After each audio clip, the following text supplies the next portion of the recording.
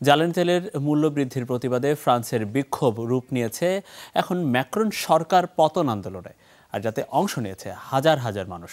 শুধু প্যারিসেই নয়, নেতৃত্বহীন এই বিক্ষোভ ছড়িয়ে পড়েছে দেশব্যাপী। আবারও বিক্ষোভে উত্তাল ফ্রান্স।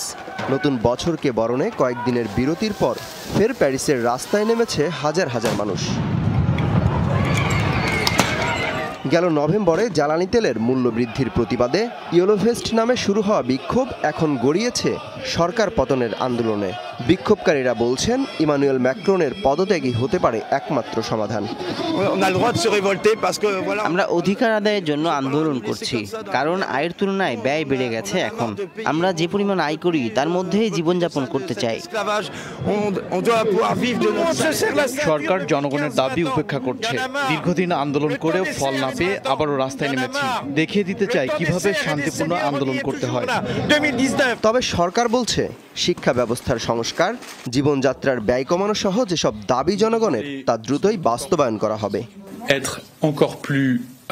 জনগণের দাবি পূরণে বেশ কিছু পরিকল্পনাও হাতে নেওয়া হয়েছে। আশা করছি তা দ্রুতই বাস্তবায়ন করতে পারবে প্রশাসন। এজন্য সবার সহযোগিতা প্রয়োজন।